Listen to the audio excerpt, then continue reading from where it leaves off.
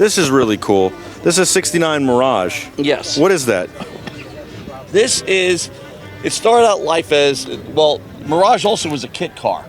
Right. But this is a custom car. It was built by John Wire Automotive, which was a racing team that ran the Ford GT40s in the late 60s and early 70s, hence the paint scheme. Looks a lot like the GT40. Yes, and has a lot of Porsche influence there too. That's why I was confused. Seriously. BRM V12. It has a BRM Really? V12. Yeah, is this yours?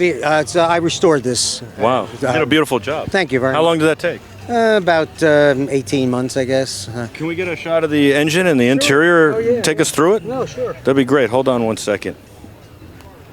Wow. This is something special. A 3-liter BRM V12. The deal was that Wire wanted to use the Ford engines, but they were all given out to other teams. So he had to have a 3-liter engine for the formula. So he went to BRM, and they said, well, we have our V12 BRM 3-liter. So that's how this car ended up with the engine. A 3-liter would be wouldn't that be a small V12? Yeah, it's actually, you know what it's like? It's like six 250cc Hondas is what it is. But it's mechanically injected, Lucas time mechanical injection, double overhead cam. But again, the intake is configured similar to the Lamborghini, as that's coming in through between the camshafts. Yeah, and it's a slide valve. It's a slide valve injection. The gearbox is a ZF. They had to modify the chassis a little bit because of the V12, because they were originally designing it as a V8. So they had to move the support for the chassis, for the transmission back. So there's a little secondary fixture on the back of the chassis for that. Now, BRM stands for British Racing Machines. They competed in Formula One. Graham Hill, I believe, did he win a championship at a BRM? I know BRM had a bunch of problems in Formula One. They did win a race or two. Yeah. Actually, David Hobbs drove this car. Really? Yeah, his We're talking to signature him is on later. the other side if you want to take a look around the other side.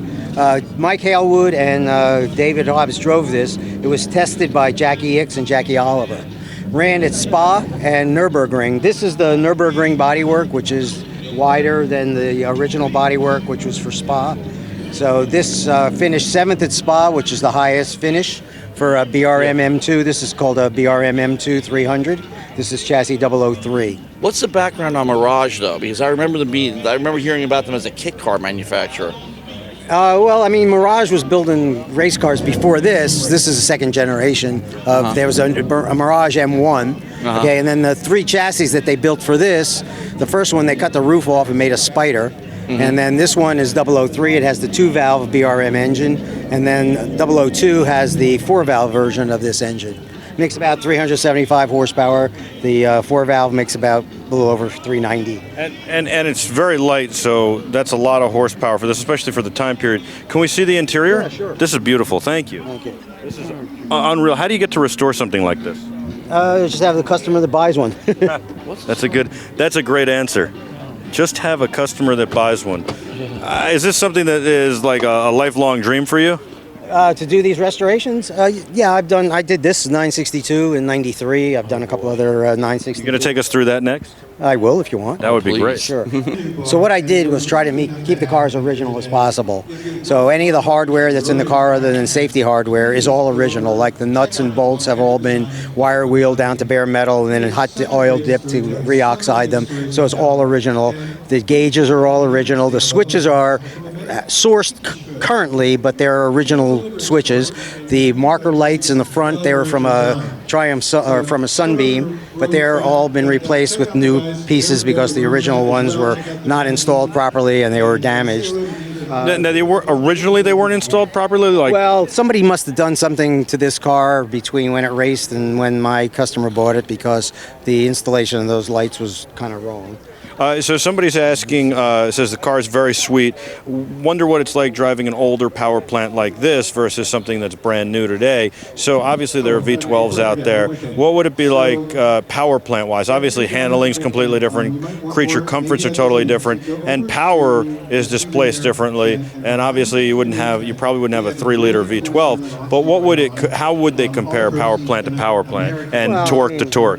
I mean, obviously the contemporary engine engines are all electronically managed, and the fuel system is all electronically controlled, so you get much better, much more efficient running. Probably a 3-liter V12 today is probably making 500 horsepower as opposed to this.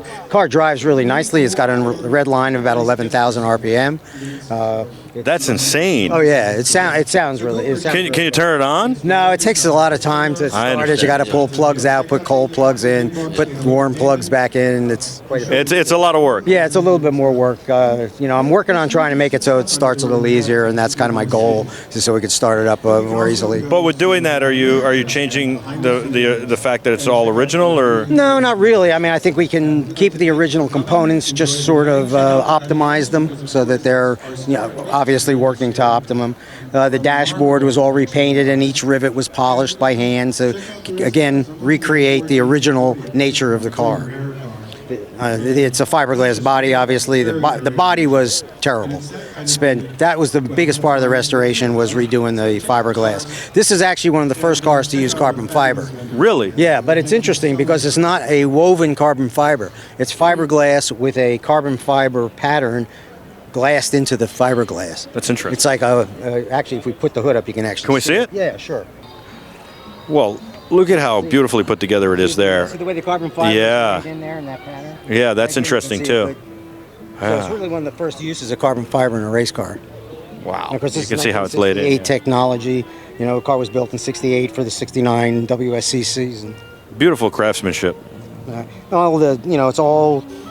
It's all the right race car stuff. I mean, it really is. Unfortunately, the car never was developed past where it is because Wire signed the deal with Porsche for the 917 for the 1970 season.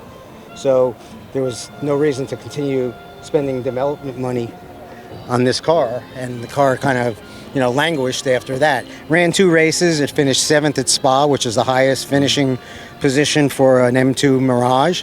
Then it ran Nurburgring, and this is the Nurburgring Bodywork. The original bodywork, this line went all the way back. The fender was only about this wide. This bulge wasn't in the front fender, so this line went all the way back and met the rear spoiler. So it's a totally different looking car, really. It's beautiful, and the craftsmanship is unbelievable.